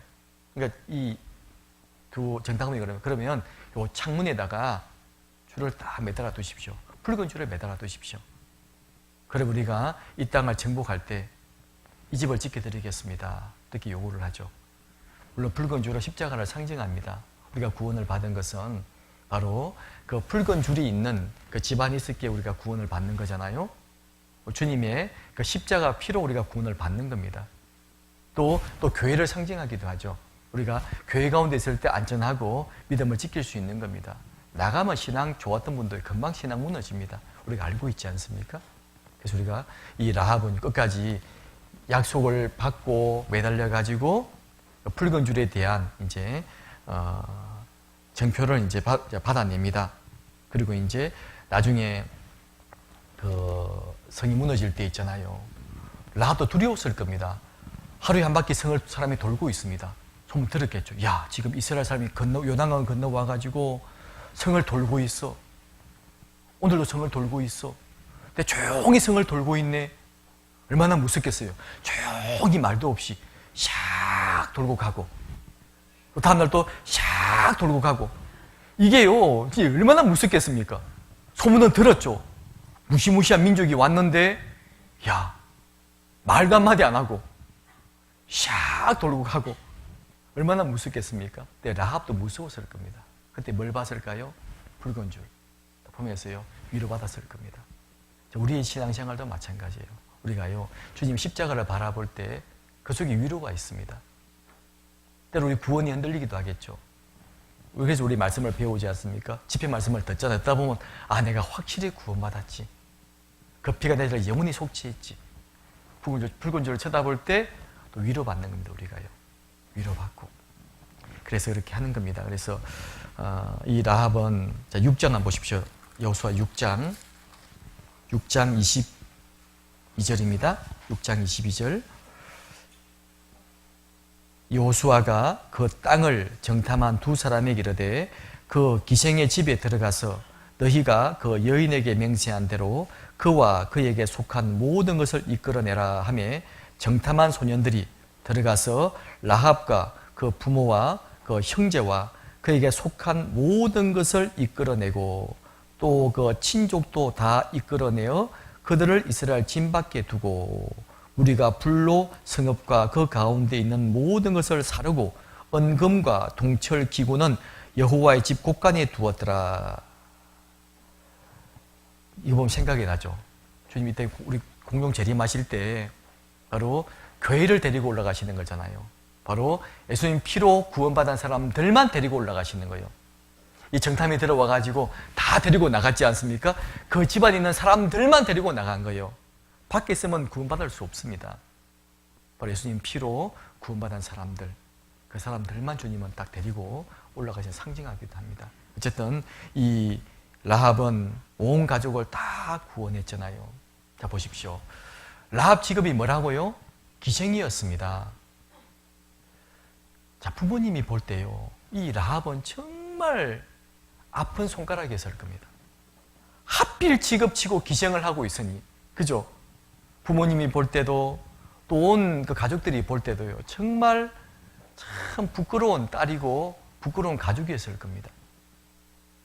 그런데 그 라합이요, 우리 집으로 오십시오 했을 때 그냥 데리고 그냥 왔을 것 같아요. 네가 기생인데 내가 네 말을 들어? 했을지도 몰라요. 잘난 자식들도 있지 않습니까? 대학 교수라든지, 그렇게 되면 구원받기 쉬울지도 몰라요. 그 자식이 고나면. 그리고 우리 아들이 대학 교수니까, 정말 믿을만해. 그런데, 정말 천한 직업에 기생 라합이 온 가족을 다 집안에 모을 때 얼마나 힘들었겠어요. 한번 생각해 보세요. 쉽지 않았을 겁니다. 눈물로 엄마 내 말 들어야 돼. 진짜 사실이야. 그런 일이 있었어. 시끄럽다 하고 안 들으실지도 몰라요. 그런데요 계속 불러 모았을 거예요. 그 집에 엄마 우리 집에 가면 큰일 나. 우리 집에 들어와야 살 수 있어. 저 붉은 줄이 표시야. 저 나중에 심판 당할 때 저 붉은 줄 있는 집 안에만 들어와야 살 수 있어. 우리가 전도하는 것처럼 그렇게 하지 않았을까요? 눈물로 부탁하고 가족을 다 불러 모았잖아요. 그러니까 나중에 성이 멸망을 당할 때 가족은 살아남았지 않습니까? 그래서 이 기생 라합이 정말 얼마나 기도했을까? 얼마나 부탁했을까? 그 집에 모으기 위해서, 그 집에 부모 가족을 모으기 위해서 얼마나 애를 썼을까 생각을 해보면요, 결국 쉽지는 않았을 거다. 하지만 정말 라합은요, 어떤 수를 다 쓰든지 간에 모시고 왔을 거라고요. 그래서 가족이 살아남았지 않습니까? 라합의 믿음의 그런 행동이, 그리고 또 가족을 불러 모으기 위한 그런 아마 기록되어 있지는 않지만요, 많은 그런 고난이 있었을 거라고 생각이 듭니다. 우리도 마찬가지잖아요. 한 영혼 전도할 때 쉬운 것 아닙니다. 우리가 대학 교수가 되고요, 돈 많은 회사 사장이라 그러면 가족을 전도하기가 또 쉬울지도 몰라요. 하지만 다 쉬운 것 아닙니다. 가짜 구원일 수도 있거든요. 하여튼 우리는 이 기생 라합이 자기 가족을 살리기 위해서 믿음의 행동을 했고, 또 붉은 줄을 달아내리고 그 집안으로 모으기 위해서 했던 수고를 생각해 본다면요, 정말 많은 기도가 필요했을 것이고 수고 희생이 들어갔겠다 생각을 해보게 됩니다. 결국은 라합은 이제 자기 민족만 살린 것이 자기 가족만 살린 것이 아닙니다. 그건 일부입니다. 일부. 진짜 라합의 삶은요, 2부의 삶이 있었지 않습니까? 그게 뭐죠? 직업을 정리했습니다. 그리고 경건한 사람과 살몬과 결혼했죠. 그리고 보아스라는 자식을 낳게 되었습니다. 자, 왜 어떻게 할 수 있는가 하면요, 원래 경건한 자녀가 태어나는 것은 대부분 어머니의 역할입니다. 어머니가 신앙이 좋아야지만이 자식이 신앙이 좋아요. 특히 그래서 이스라엘 사람들은 항상 모계를 따르거든요. 엄마 신앙이 좋으면 자식 신앙을 믿어줍니다. 그런데 엄마 신앙이 안 좋으면요, 아버지는 유태인인데 엄마가 이방인 같으면요, 그 자식은 유태인으로 인정 안 해줍니다. 그런데 아버지는 이방인이라도 엄마가 유태인이면 그 자식은요, 유태인 사회에서 받아줍니다. 왜요? 대부분 교육은 엄마의 역할이기 때문입니다. 자, 보아스. 오늘 배우진 않았지만요, 룻의 남편인 보아스. 정말 경건한 사람입니다. 누구한테 배웠을까요? 바로 어머니 라합에서 배웠습니다. 어머니 라합에서. 그러니까 라합은 인생을 완전히 바뀐 인생을 살게 된 거죠. 옛날 과거는 기생이나 천한 직업으로 살았지만 이제 구원받고 난 그 이후는 정말 이제는요, 믿음의 사람으로 살았잖아요. 그리고 메시아 족보에 등장한다니까요. 마태복음 1장을 한번 보시죠. 마태복음 1장.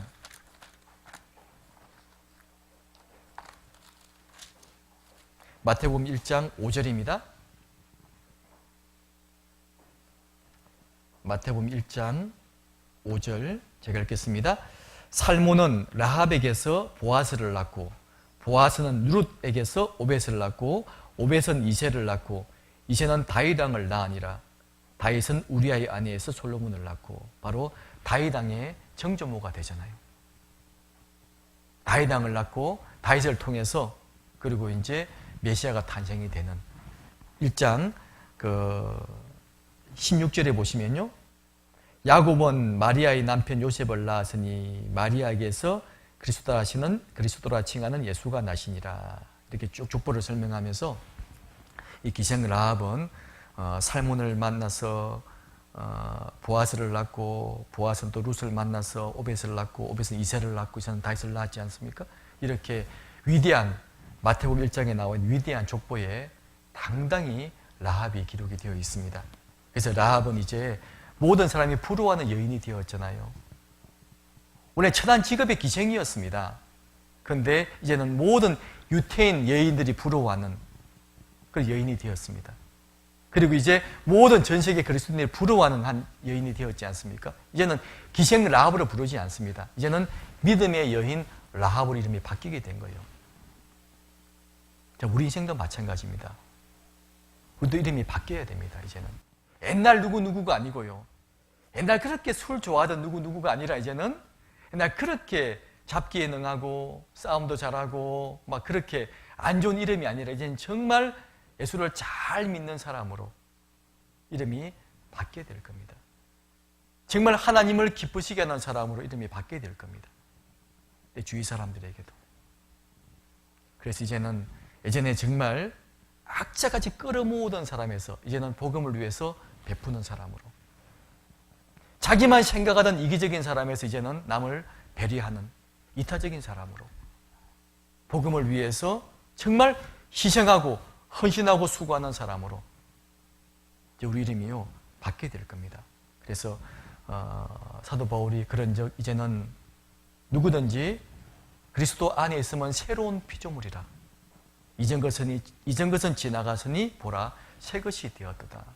라는 그런 표현의 말씀처럼 이제 우리의 삶은 라합처럼 이제 믿음의 라합처럼 우리 이름이 이제 바뀌게 될 겁니다. 과거 누구가 아니라 이제 새롭게 바뀐 사람으로. 안 그러면 전도 안 됩니다. 가족에게서부터 이름이 바뀌어져야 돼요. 정말 이제는 가족을 배려하고 가족을 잘 챙기고 희생하고 수고하는, 그래야 전도가 되지. 똑같이 옛날처럼 살면 어떻게 전도가 되겠습니까? 내 주위 사람들에게도 정말 참 좋은 사람, 없으면 안 될 사람으로 바뀌어야 되겠죠. 오늘 라합을 잠깐 생각해 보았습니다. 라합은요 이방 여인이었지만 하나님을 알았습니다. 소문을 듣고 알았죠. 그리고 하나님이 얼마나 두려운 분인 줄 알았습니다. 알고 하나님을 만나기를 원했고 또 가족의 구원받기를 원했습니다. 그래서 딱 기회가 오는 기회를 잘 잡았지 않습니까? 기회를 잡았어요. 왕의 명령이 있지만 왕의 명령을 무서워하지 않고 기회를 잡았습니다. 기회를 잡고 정탐을 살려주었고, 그리고 그 결과로 그 집에 거하는 모든 사람이 구원받을 수 있다는 약속을 받게 되었고요. 그리고 그 약속을 받은 다음에 라합은 끝난 게 아니지 않습니까? 부모를 찾아갔습니다. 가족을 찾아갔어요. 다 불러 모았잖아요. 다 불러 모아서 함께 그곳에서 살았을 겁니다. 살면서 밥도 해줘야 될 거고 빨래도 다 해줬겠죠. 그래서 수고를 다 함으로 해서 온 가족이 그 집에 머물게 되었고, 그런 수고와 희생을 통해서 온 가족이 구원받게 되었고요. 또 그걸로 끝난 게 아니죠. 이제 구원받은 이후에 옛날 생활을 완전히 청산해버렸습니다. 새로운 사람답게 이제 경건한 사람과 결혼해서 가정을 잘 꾸렸고 엄마 역할을 잘 담당해가지고 보아스를 잘 키웠고, 또 그 보아스를 통해서 정말 경건한 또 아내를 얻게 되었고요. 그리고 그걸 통해서 이세라는 또 다윗이라는 이세의 아버지, 그리고 이세의 아버지 이세, 그리고 다윗이라는 그 유명한 왕을 낳게 되었고요. 지금도 믿음의 여인으로 불리게 되지 않습니까? 그러니까 시작은 참 안 좋았지만 결국은 정말 좋았던 사람이 바로 기생 라합입니다. 믿음의 라합이죠. 그래서 우리도 라합을 잠깐 생각해 보면서 우리의 삶도 정말 라합처럼 그런 삶을 살아야 되겠다. 또 온 가족을 전도하기 위해서 목숨을 걸고, 그리고 어떤 희생과 수고도 다 감수하고 또 눈물로서 가족을 불러 모았던 이 라합처럼 우리도 그런 마음을 가지고 하계 수행회를 준비하고 또 남은 삶을 살면 좋겠습니다. 같이 기도하시겠습니다. 우리를 사랑하시는 하나님 아버지 감사합니다. 오늘 믿음의 여인 라합에 대해서 잠깐 생각해 보았습니다. 저희들 정말 주님이 기뻐하시는 믿음의 삶을 살기를 원합니다. 믿음이 없이는 주님 마음을 기쁘시게 하는 것이 불가능하다고 말씀하신 것처럼 저희들의 삶도 믿음의 삶을 살기를 원합니다. 예수님 당시 예수님 마음을 놀라게 했던 믿음의 사람들처럼 저희도 그러한 삶을 살기를 원합니다. 이제 주님이 세워주신 후포교회 주님께서 우리 형제와 자매님들 더욱더 믿음 가운데 굳건히 세워주시고 역사의 마지막 때 복음의 마지막 일꾼으로 우리를 사용해 주셔서 다가오는 학예 수양회 때 사랑하는 가족들을 많이 전도하는, 또 그리고 복음을 전하기에 어떠한 수고와 희생도 기꺼이 감수하는 그런 믿음의 사람들이 될 수 있도록 도와주시옵소서. 날마다 구원받는 귀한 역사를 우리 가운데 베풀어 주시고 주님께 날마다 찬양하며 감사하는 삶을 살아가도록 도와주시옵소서. 주의 더 많은 사람들이 구원받을 수 있도록 우리 삶을 지켜주시고 이제 우리의 나머지 모든 삶이 하나님께 영광을 돌리며 오직 하나님을 기쁘시게 하는 삶으로만 살 수 있도록 마음과 생각을 지켜주시옵소서. 나머지 모든 시간도 주님께 부탁드리며 우리를 사랑하시는 주 예수님 이름으로 기도드립니다. 아멘.